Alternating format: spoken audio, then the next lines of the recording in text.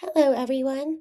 My name is Emma Young, and today I will be discussing how my firsthand experiences applying motivation strategies, combined with the theories and research from this course, have shaped my understanding of motivation and educational practice.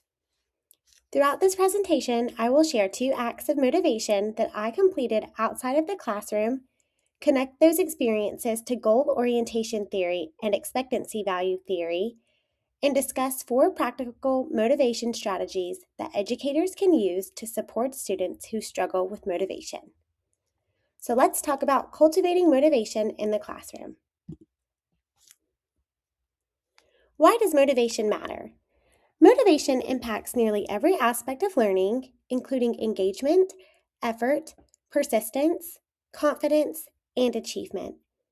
As educators, we often encounter students who are fully capable of success but struggle with motivation.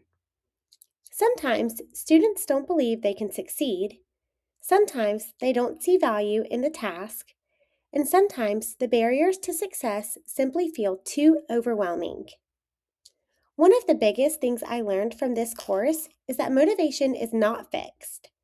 Motivation can be cultivated through intentional instructional practices and supportive relationships. My motivational stance. My motivational stance is that motivation is dynamic rather than fixed. Students are not simply motivated or unmotivated people. Instead, motivation is heavily influenced by relationships, classroom environments, expectations, and support systems. As educators, our role is not simply to expect motivation from students, but to actively create conditions that help motivation develop and grow.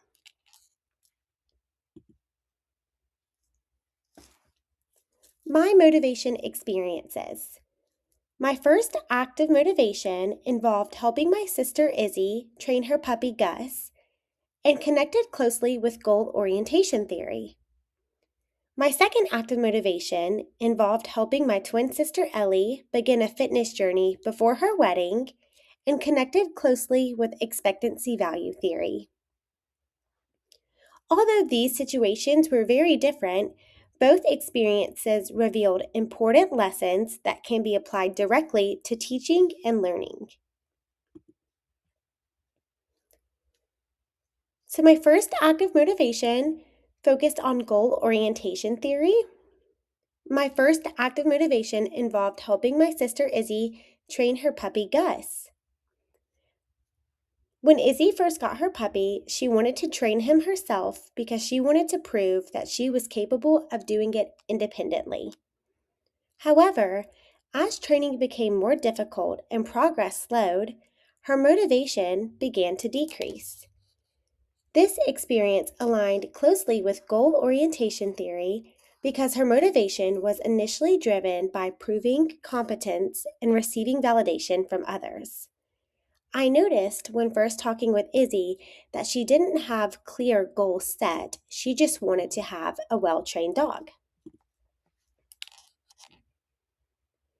According to Lucy, Hall, and Goetz, individuals approach tasks with different goal orientations that influence their motivation, effort, and responses to challenges. Performance goals focus on demonstrating competence and gaining recognition from others, while mastery goals focus on learning, growth, and skill development. Initially, Izzy demonstrated a performance approach orientation because her motivation centered on proving that she could successfully train Gus on her own. Over time, I worked to help her shift toward a mastery approach where success was defined by growth and improvement rather than external validation. This shift was important because Lucy and colleagues found that mastery goals are associated with greater persistence and more positive motivational outcomes when individuals encounter challenges. The first strategy that I would encourage educators to implement in their classroom instruction is creating small, measurable goals for students. When Izzy focused only on the end goal of having a perfectly trained dog, the process felt overwhelming. Once we established smaller goals, such as teaching Gus to sit or creating a consistent potty training schedule, progress became visible and motivation increased. This aligns with Chang's research from 2023, which explains that goals serve as a bridge between motivation and behavior. In other words, having clear and measurable goals help transform intentions into consistent action. As educators, we can apply this strategy by using learning targets, assignment checkpoints, progress trackers, student goal conferences, and we can celebrate the small wins. For striving readers, this might involve setting reading goals one chapter or one section at a time rather than assigning an entire novel. For writers, it may involve breaking an essay into brainstorming, outlining, drafting, and revising stages. For students with exceptionalities, chunking assignments into smaller pieces can reduce frustration and improve persistence. Gifted students can benefit from creating their own mastery goals that encourage deeper learning and autonomy. This strategy helps students experience small successes that build confidence over time. The second strategy that I would encourage educators to implement into their classroom instruction is praise effort, growth, and persistence. Instead of praising Gus's progress alone, I focused on praising Izzy's consistency, organization, effort, and persistence. This approach is supported by Bardock and colleagues' research, which found that environments emphasizing effort, growth, and improvement are more likely to promote mastery goals, while environments that focus heavily on grades and comparison tend to encourage performance goals. As a future educator, I want my feedback to focus on strategies, persistence, and improvement rather than simply final outcomes. For example, as educators, instead of saying, "You're so smart," we can say things like, "You worked hard on that strategy." Or we could also say, "Your revision made your writing much stronger." Incorporating things such as reflection journals, student self-assessments, and opportunities for revision can increase student motivation as they can recognize their own growth. This strategy is important for students with low self-confidence, multilingual learners who may fear making mistakes, and gifted students who may struggle with perfectionism. It's important to create a classroom culture where mistakes are viewed as normal and part of the learning process. So the results of goal orientation intervention, these strategies had a positive impact on Izzy's motivation. She became more consistent, more confident, and more focused on improving her skills rather than seeking recognition from others. This experience reinforced my belief that students are more likely to persist when they can see progress and feel supported throughout the learning process. My second act of motivation involved my twin sister Ellie and her fitness journey before her wedding. Although she highly valued becoming healthier and believed she could succeed, she struggled to begin because the cost associated with working out felt too high. These costs included time, energy, money, and anxiety. This experience aligned with expectancy value theory because her motivation was influenced less by her desire to succeed and more by the barriers standing in her way. Expectancy value theory suggests that motivation depends on expectancy, value, and cost. Expectancy refers to whether someone believes they can succeed. Value refers to how meaningful or important the task is. Cost refers to what someone must sacrifice in order to complete the task. Ellie had high expectancy because she has been active her entire life, and she believed she was capable of succeeding. But she also had high value because becoming healthier aligned with her identity and her goals for her wedding. However, her perceived costs were also very high because of finances, time, fatigue, and anxiety. The third strategy that educators can implement into the classroom is reduce barriers and cost. To support Ellie, I suggested shorter workouts, free online resources, and activities that fit into her schedule. This idea aligns closely with Decker's work on the economics of motivation, which emphasizes that goals are never free because they require time, energy, effort, and other resources. When the perceived cost of success becomes too high, motivation decreases. In classrooms, students often appear unmotivated when they are actually overwhelmed by the cost of success. Teachers can reduce these costs by chunking assignments, providing graphic organizers, using guided notes, offering sentence stems, modeling examples, and encouraging a collaborative learning environment. Striving readers may benefit from shorter reading passages and scaffolded instruction. Multilingual learners may benefit from vocabulary supports and visual aids. Students with exceptionalities may benefit from accommodations and assistive technology. And students with anxiety may benefit from alternative presentation formats. As educators, our job is not to lower expectations, but to remove unnecessary barriers so students can focus their energy on learning. The last strategy that educators can implement into their classrooms are increasing relevance and value.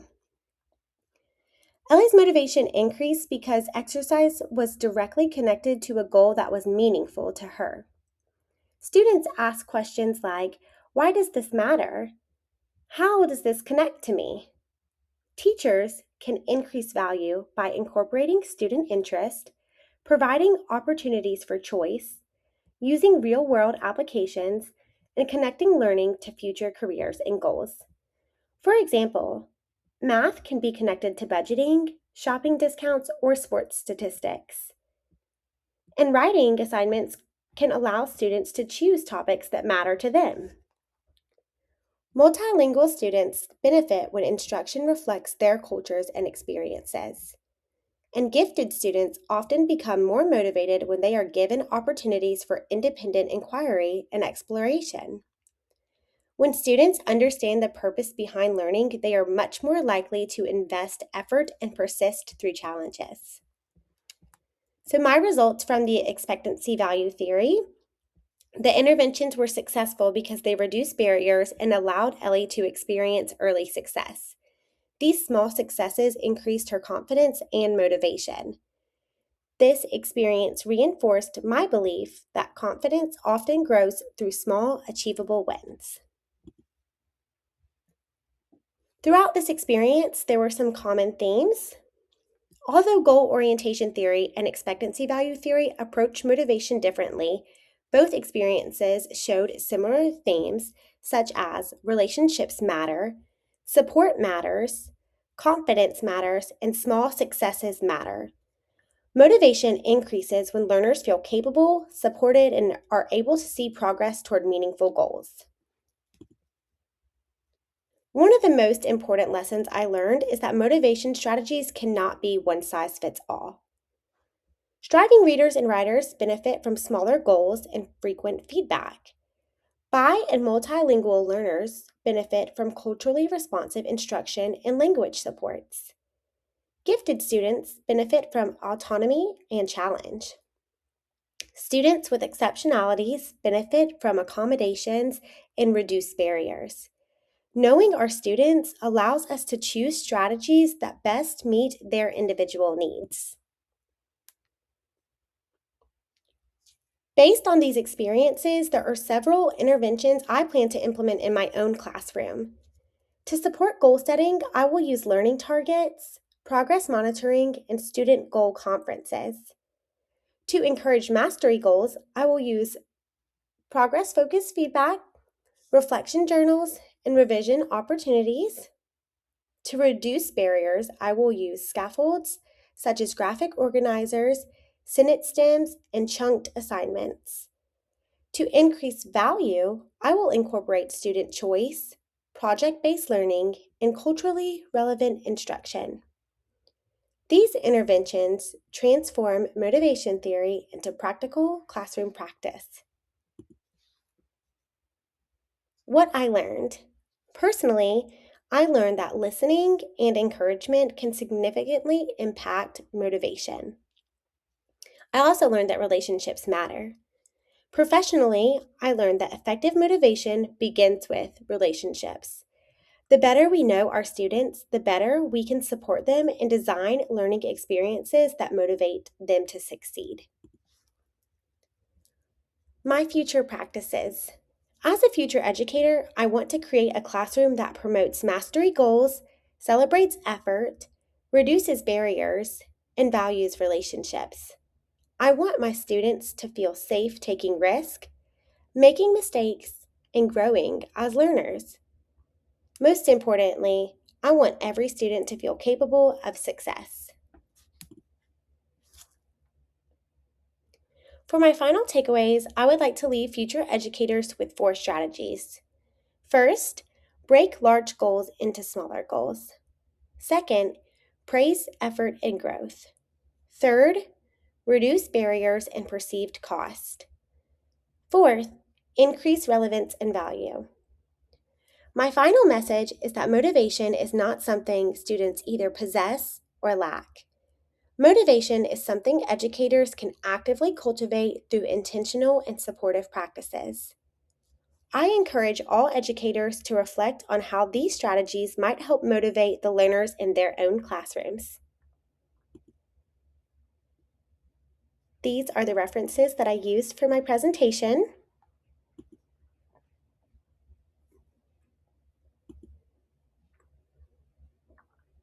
Thank you so much for listening.